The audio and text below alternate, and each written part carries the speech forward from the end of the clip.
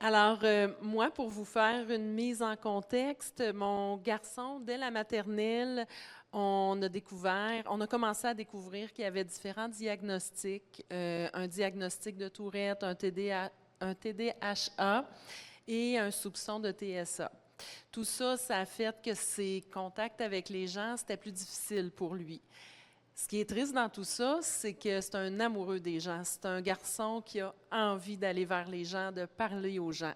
Mais à l'école, ben, c'était plus difficile de s'intégrer puis d'avoir un gros groupe d'amis diversifiés. Alors, vers l'âge de 10 ans, il a reçu sa première tablette. Et là, à ce moment-là, moi, j'ai géré ça comme maman, un peu comme les autres bonnes mamans là, de notre entourage, en essayant de mettre un horaire autour de ça, de retirer la tablette le soir pour m'assurer qu'il dormira pas, qu'il jouera pas en dormant. Et tranquillement, l'habitude du jeu a commencé à s'installer. Moi, la cyberdépendance, là, je vous parle de choses qui se sont passées il y a 6 ans. À cette époque-là, la cyberdépendance, on n'en parlait pas encore autant. Donc, c'est quelque chose que je connaissais absolument pas. Puis, bon, je vous disais que j'avais mis mes limites, mais j'étais un petit peu une maman géo, là. J'organisais plein d'activités, j'allais en plein air avec les enfants, il y avait des heures qu'il fallait jouer dehors, il y avait tout le temps plein d'activités, de voyages l'été. Fait que j'étais certaine qu'avec tout ça, moi, j'avais mis les barrières autour de mes enfants pour les protéger. D'autant plus que j'ai 2 enfants, puis l'autre jouait à l'occasion sur ces choses, puis c'était pas problématique. Là, ce qu'on a commencé à remarquer avec le temps, c'est que son caractère a commencé à devenir beaucoup plus agressif. Alors que c'est un enfant très doux, très gentil. Tu sais, à la limite, un enfant je suis sûre qu'il n'a jamais brûlé un stop, jamais brûlé un feu rouge, il veut rien faire pour déplaire. Mais son caractère, à l'opposé, s'est mis à changer beaucoup. Il est devenu de plus en plus agressif. À un moment donné, j'ai voulu mettre une limite un soir, puis aller chercher, là, c'était son cellulaire qu'il avait, puis dire, ton temps est dépassé, faut arrêter. Puis j'ai été pour le retirer, puis ça s'est retourné contre moi parce qu'il a sauté sur moi, puis il m'a roué de coups. Je me suis retrouvée avec un œil au beurre noir, puis un petit peu dévisagé. Euh, Ça a commencé, ça, à nous amener à me faire faire des prises de conscience. Mais vu qu'il y avait d'autres diagnostics aussi, ben, je pensais que c'était peut-être le TDAH, je pensais que c'était peut-être d'autres choses. D'autres choses qu'on a commencé à voir apparaître aussi, c'est au niveau de l'hygiène. La douche était obligatoire chez nous à tous les soirs, mais la douche, pour lui, ça durait à peu près 1 minute. Là. Tu sais, le temps de l'allumer puis de la fermer puis de dire je me suis douchée. Il avait des beaux cheveux à cette époque-là. Il avait laissé pousser ses cheveux qui étaient rendus quand même assez longs puis bouclés, mais là, je le voyais que ça marchait pas. Ses cheveux commençaient à être gras. Il commençait à se laisser aller. Euh, il y avait aussi un sentiment d'urgence. C'était toujours urgent. Quand il arrivait de l'école, il pitchait son sac à dos, puis c'était... moi, je travaillais de la maison, je suis travailleuse autonome, puis je le laissais jouer sur mon ordinateur, pensant bien faire. Puis c'était «Maman, tasse-toi, c'est mon tour, c'est à moi à jouer». Puis, tu sais, les jeux, tantôt, on parlait que les compagnies ont mis toutes sortes de choses en place pour que il y a un sentiment d'urgence. Au bout de 8 heures, tu as un cadeau, tu vas débloquer quelque chose si tu y vas. Lui, il jouait beaucoup à Minecraft. Et là, ben, je vais perdre ce que j'ai construit parce que je ne suis pas là, ça fait trop longtemps, je vais la perdre, tasse-toi, c'est fini, ton travail, c'est pas important, il faut que je sois là. Fait que, il y avait ce sentiment d'urgence-là qui s'installait, qui fait que quand il venait dîner ou qu'il venait souper, ben c'était en 2 bouchées, puis il en laissait une grosse partie. Tout son monde est devenu virtuel aussi à un moment donné. La musique qu'il écoutait, c'était de la musique qui venait des jeux vidéo. Il y a des mangas aussi qui étaient associés à ça. Fait que c'est lecture approximative parce qu'il ne lisait pas vraiment, il n'avait pas vraiment le temps, mais c'était ça qui l'attirait. Ses amis dont il me parlait, c'était des amis en France, un peu partout. Il n'y avait pas d'amis dans notre milieu. Quand ses 2 meilleurs amis, qui étaient les 2 seuls amis qu'il y avait à l'école, à force, moi, je vous dis que j'étais une maman géo, moi, j'organisais que les amis viennent chez nous la fin de semaine, puis je parlais aux mamans, envoyez vos enfants chez nous. Bien, les amis venaient, puis ils s'en occupaient pas, parce que là, ils le dérangeaient, son jeu attendait, fait que les amis poireautaient à côté de lui. Euh, monétairement aussi, on pouvait débloquer certaines choses.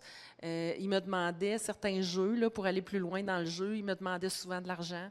Ça, j'ai jamais cédé là-dessus, j'ai jamais. Puis je suis contente parce qu'en jasant avec Marie-Josée, je sais qu'il y a des parents qui se sont endettés en donnant leur numéro de carte de crédit. Moi, je ne l'ai jamais fait. Mais ça, ça a fait beaucoup de tension. Là. Maman, c'est parce que mon jeu ne se développe pas à cause de toi, c'est de ta faute. Là. Fait que ça, il y en a eu beaucoup. Toutes ces conversations qu'il y avait avec nous, c'était juste les jeux. Ils se valorisaient beaucoup à travers les jeux aussi parce que, tantôt, ça a été bien dit, à l'école, c'était un enfant qui ressortait peut-être un peu moins du groupe, qui se démarquait moins, mais dans les jeux, sa différence ne fonctionnait pas, c'est qu'on ne les voyait pas. Puis il était super bon. Il était vraiment très bon. Puis on m'a déjà dit aussi qu'avec son TDAH, c'était une des places où il était capable de se concentrer plus. Fait qu'il performait vraiment. Là. Fait que ça, c'était bien précieux pour lui.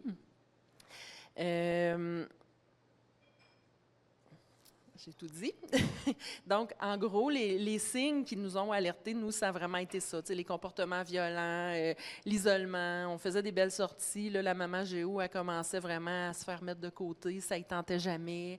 Ça ne tentait pas d'aller au resto. Il n'y avait rien. Il n'y avait plus rien qui venait à bout de l'accrocher. Il y a un déclin scolaire qui a commencé à ressortir. L'école me disait que quand il était à l'école, il n'était pas là. Il était là physiquement, là, mais il allait faire son temps pour attendre que la journée finisse, que l'autobus le ramasse et qu'il revienne. Fait qu'il était plus présent, plus disponible. Puis je vais vous dire tantôt pourquoi, mais il était très fatigué, toujours fatigué. Il s'endormait sur son bureau régulièrement, puis je comprenais vraiment pas pourquoi. Je pensais que c'était les médicaments qui étaient peut-être trop forts. Fait qu'on a joué avec l'ajustement de la médication pour les autres diagnostics. Mais en résumé, il était obsédé. C'était juste ça qui comptait. Nous, de notre côté, on était pas mal découragés. Quand on le laissait, parce qu'on ne voulait pas priver son petit frère, puis nous, des sorties, d'aller au resto, bien, on était toujours inquiets. On ne savait pas qu'est-ce qui allait se passer. On ne savait pas, vu qu'il y avait des crises de colère, bien, il va-tu pitcher l'ordinateur au bout de ses bras? Il va-tu se passer quelque chose? À un moment donné aussi, il y a eu la vidéo d'Alexandre Taillefer qui nous avait fait prendre conscience qu'il pouvait y arriver des choses encore plus graves. Mais je vous dirais qu'à ce moment-là, j'associais même pas la cyberdépendance à nous. C'était même pas un terme qui m'interpellait. Fait que quand j'allais chez le médecin, puis on avait de l'aide aussi, là, une travailleuse sociale pour moi parce que j'étais sa proche aidante dans sa vie d'enfant qui a des diagnostics. Je n'étais pas consciente encore à ce moment-là que j'étais aussi sa proche aidante pour sa cyberdépendance. C'était vraiment difficile d'avoir de l'aide, puis pas parce qu'on n'avait pas affaire à des bonnes personnes, parce qu'ils n'étaient pas conscients, eux non plus, de la problématique. Puis ce qu'on me disait quand je disais ben, « j'ai besoin d'aide, là, j'en viens plus à bout quand je suis seule avec, puis que j'ai dit des choses, il est plus fort que moi, puis je me mets en danger, ben, on me disait « ben vous êtes tellement une madame douce, vous êtes tellement une bonne maman fine, là, vous êtes une maman adéquate, là, il n'arrivera rien, puis votre conjoint, c'est un policier, il est capable de le maîtriser s'il arrive quelque chose. » Mais dans notre vie à nous autres, c'est pas une police, mon chum, c'est juste mon chum. C'est juste le beau papa. Et là, j'ai une chance inouïe qui est arrivée parce que là, on commençait sérieusement à se dire on va demander un placement volontaire au centre jeunesse. Là, il faut qu'on le sorte parce que là, je suis en train de m'épuiser complètement. Ça devient dur de faire mon travail. Puis moi, j'ai un de mes amis depuis longtemps qui est directeur général du centre de traitement des dépendances dans notre région parce que nous, on vient d'une région éloignée. Et quand j'y ai parlé, c'était même pas comme directeur du centre de traitement des dépendances, c'était juste parce que c'est un psychologue, puis c'est un ami proche. Puis j'ai dit, là, il faut que je te parle, là, je ne sais plus quoi faire, je ne sais plus où l'envoyer. Puis quand j'en ai parlé, il m'a dit, ben voyons, il dit, c'est super simple, là. Il dit, il est cyberdépendant, ton gars. Puis il dit, il y a des solutions. Il dit, il y a le grand chemin qui existe. Fait que, rapidement, la semaine suivante, on a eu un rendez-vous. Mon garçon a eu un rendez-vous avec une intervenante du centre de traitement des dépendances de notre région. Puis là, quand il est allé, tout à l'heure, Marie-Josée disait que souvent, c'est des choix un peu orientés. Bien là, on lui a dit, là, tu as deux choix devant toi. C'est soit on t'envoie au centre jeunesse parce qu'on n'est plus capable, c'est soit tu vas au grand chemin, puis tu vas chercher l'aide nécessaire. Puis on va tout faire pour t'aider si tu y vas. Il a accepté. Alors, 2 semaines plus tard, ben là, à ce moment-là, nous, on ne connaissait pas du tout le Grand Chemin, fait que j'ai été fouiller sur Internet, voir un petit peu c'était quoi. Et puis, parce que c'était quand même inquiétant, nous, on vient de l'Abitibi-Témiscamingue, et là, c'était de partir pour se rendre à Trois-Rivières, à Saint-Célestin, parce qu'il y a 3 centres, mais nous, on a été jumelés à Saint-Célestin parce que c'est un petit gars qui vivait dans la nature, dans une région éloignée. Alors, on nous a dit, on va l'envoyer dans un milieu qui ressemble à son milieu, à lui. Il ne sera pas dépaysé. Et là, quand on est arrivé au Grand Chemin, quand on est arrivé dans la cour en avant, tantôt, je vous parlais d'un choix qui était pas mal orienté, bien, puis là, mon chum, juste pour vous dire, pour faire la route, mon chum était vraiment inquiet parce qu'il a dit, il va peut-être essayer de se jeter en bas de l'auto. Je peut-être mieux d'amener des menottes, là, d'un coup qui... Fait qu'on était vraiment nerveux pendant la route quand on l'a amené, mais lui, il était le plus calme des 3. Lui, il avait pris sa décision. Lui, il était vraiment calme. Puis quand on est arrivé dans la cour en avant du Grand Chemin, nous, on s'était dit, on ne se bat pas avec là, pour son téléphone, puis on laisse le Grand Chemin gérer ça avec nous. Ben non, lui, juste avant de sortir, il dit « Hey, j'ai de quoi pour vous? » Puis il s'est avancé, puis il a pris son cellulaire et dit « J'aurais plus besoin de ça. » Il dit « Je vous le laisse. » Il dit « Je m'en vais me faire soigner. » Alors, là, on est entré au Grand Chemin. On a rencontré, nous, on a été placés avec l'intervenant à la famille, qui était Marco, qui a été un coup de cœur en arrivant. Il nous a mis en sécurité, il nous a mis en confiance, en nous expliquant c'était quoi qui allait se passer. Mon grand est allé de l'autre côté avec Ève, son intervenante. Puis son intervenante, ben, il a expliqué ce qui allait se passer. Puis là, après ça, on se revoit tout ensemble avant de se dire bye. Puis là, c'est là que ça a été vraiment rassurant parce qu'il est venu puis il m'a serré dans ses bras. Puis tu sais, déjà là, nous, on avait un petit garçon qui était pas mal rendu noir, là, éteint. Puis là, c'était le beau grand gars plein d'espoir qui est venu me serrer puis il dit « On va se revoir bientôt, maman. » Puis il était super content. Alors, pendant la suite, nous, comme on est d'une région éloignée, on ne pouvait pas venir aux rencontres, je pense que c'était tous les mardis ou les mercredis qu'il y avait des rencontres, mais on avait des nouvelles parce que l'intervenant à la famille, notre conseiller Marco, nous appelait, il était super disponible. Des fois, il nous appelait pour nous dire « Hey, tu sais pas qu'est-ce qu'il a fait?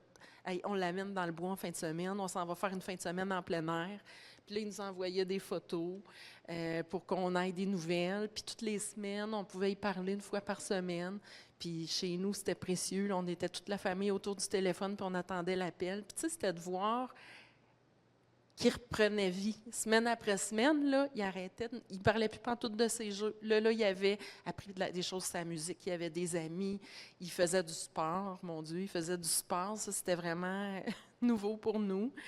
Puis nous, de notre côté, bien, vu qu'on n'a pas pu assister aux rencontres familiales, on a beaucoup lu, on a beaucoup cherché, on a posé beaucoup de questions au Grand Chemin pour savoir, nous autres, c'est quoi là-dedans qu'on va pouvoir faire pour l'aider, puis c'est quoi qu'on va devoir faire quand il va revenir aussi.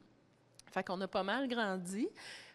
Puis une journée, j'ai pu y faire une surprise. Je m'en allais à Québec pour un congrès, puis Marco m'appelle cette journée-là pour me dire « Bien, Josée, c'est la journée des rencontres à la famille, t'es sur la grande route. » J'ai dit « Oui. » J'ai dit « Je suis rendue quasiment à Québec. » « Bien, tu sais, à soir, j'ai viré de bord. Puis je suis revenue à Trois-Rivières pour le voir, puis on lui a fait une surprise. Puis ça, je pense que ça a été gagnant parce que ça lui a montré qu'on l'appuyait, qu'on était derrière lui. À mi-parcours, il y a une autre étape vraiment importante qui est la rencontre avec les familles. Ça, c'est préparé. L'enfant est vraiment préparé. Puis nous aussi, on était préparés. Puis là, à ce moment-là, ce qu'il fait, c'est qu'il va nous dire des choses qu'il n'a jamais osé nous dire. J'ai compris pourquoi à l'école, on se demandait si la médication était trop forte puis qu'elle l'endormait ou c'était quoi l'histoire. Il se levait toutes les nuits. Il m'a avoué qu'à toutes les nuits, il se levait en cachette puis il allait jouer toute la nuit à l'ordinateur. J'ai jamais pensé à ça. Puis, je suis une maman qui surveille ses enfants, je suis une maman qui encadre. J'ai jamais pensé que la nuit est passée à mon ordinateur.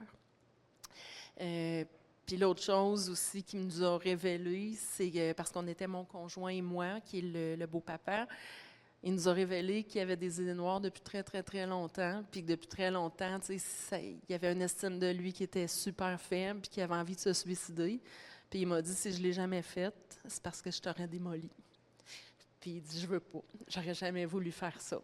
Fait que nous, ce que ça a fait, ça a été de comprendre sa souffrance qu'il avait, puis on n'était vraiment pas dans le jugement, on était vraiment dans l'ouverture, on a compris ce qu'il vivait. Et puis, ça nous a permis par la suite d'avoir un lien encore plus fort avec lui. Puis nous aussi, on lui a dit plein de choses, là, on s'est beaucoup parlé. Tu sais, ça a permis de se dire les vraies choses. Fait que ça a été une étape importante. Ensuite, à mi-chemin, il y avait aussi une fin de semaine où est-ce qu'on peut amener l'enfant à la maison pour la fin de semaine.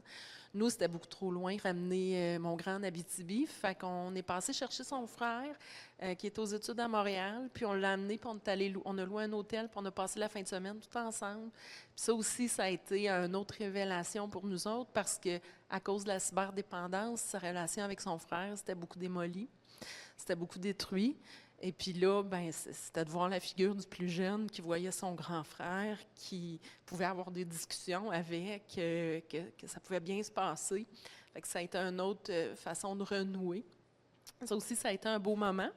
À la fin de la thérapie, quand notre enfant finit son 10 semaines, puis là, on va le chercher, et là, il nous fait un petit message devant le groupe des enfants, là, pas des enfants, des adolescents qui ont fait le parcours avec lui.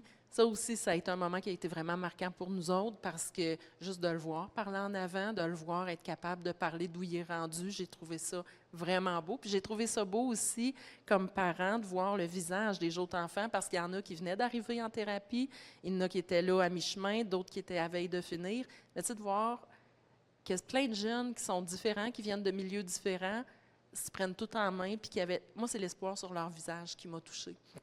Ensuite, je vais aller vite, je vais sauter des choses, là, mais il y a eu la graduation. À l'époque, c'était à l'hôtel Montfort à Nicolet. Puis là, on voit des photos là, où est-ce qu'il reçoit son diplôme. Puis tu sais, tantôt, je vous parlais qu'il n'y avait plus d'estime. Bien là, il a ses beaux cheveux tout coupés, une cravate, mon Dieu. Puis il a parlé en avant d'une salle qui était quasiment deux ou trois fois plus grosse qu'ici. Tu sais, il y a eu ce courage-là. Ça aussi, moi, j'ai trouvé que c'était précieux. Puis après ça, c'est parce que vite, je veux juste vous parler aussi du retour, comment comme proche aidant, comment on l'a vécu. C'est parce que quand il revient après ça comme proche aidant, en tête, ce que tu as, c'est comment il va arriver à trouver l'équilibre. Nous autres, on a vendu tout ce qu'il y avait de jeux vidéo dans la maison. On s'est débarrassé de tout. Puis on a même été en discussion avec lui, on voulait y acheter un téléphone flip, là. Parce qu'on ne voulait pas qu'il joue dessus, puis lui aussi, c'est ce qu'il demandait, mais on n'a pas trouvé, il n'y en avait plus. Fait que ça a été, tu sais, ça fait partie de nos vies, les téléphones. Les jeux, on n'a pas racheté, mais les téléphones, ça fait partie de nos vies. Fait que ça a été, là, on est tombé un peu dans la surveillance à un certain moment. Fait que ça a été beaucoup d'ajustements, puis c'est là que l'aide du grand chemin a été importante, parce que Marie-Josée le disait, tu sais, on a plusieurs semaines où est-ce qu'on a encore accès à l'intervenante qui aidait notre grand, à notre intervenant. Fait qu'on a pu travailler, aller développer des stratégies là, pour s'adapter, puis aussi apprendre à le laisser faire ses tests. Et là, les tests, il les a faits plus que jamais parce que le 1er mars 2020, il décidait de partir en appartement tout seul. 2 semaines plus tard, il y avait la COVID. On était super nerveux de voir comment il allait gérer ça, d'être tout seul chez eux. Bien, il a passé à travers. Il a réussi. On est allé le voir souvent là, dans le cours en plein hiver. Jasais avec pour éviter qu'il ne soit pas tout seul, mais il a réussi à passer à travers en utilisant ces choses, ces outils qu'il avait appris. Puis aujourd'hui, tu sais, je me demandais, moi, qu'est-ce que j'ai pu avoir comme rôle là-dedans? J'ai-tu été une mauvaise mère pour faire que mon enfant devienne comme ça? Non. Il n'y avait pas de signe. On a fait ce qu'on pouvait. Tu sais, il y avait des facteurs qui se sont mis en place pour qu'il trébuche puis qu'il se rende où est-ce qu'il a été. Mais quand je regarde ce qu'il est devenu aujourd'hui, c'est un garçon de 22 ans, un beau garçon. Il est encore dans le même logement qu'au début. Il a un travail pour notre municipalité dans le domaine de la culture. La semaine passée, il m'a téléphoné tout énervé pour dire « Je suis rendu syndiqué, maman. Je suis un permanent. » Puis il a un amour des livres, un amour de la culture. Fait que je me dis, tu sais, s'il a réussi à se placer et à avoir tout ce qu'il a aujourd'hui, c'est parce qu'on lui a donné un bon fond dans son parcours. Puis quand il a trébuché, il s'est relevé puis il a mis ça, à son profit pour se créer une belle vie. pense que j'ai pas mal fait le tour.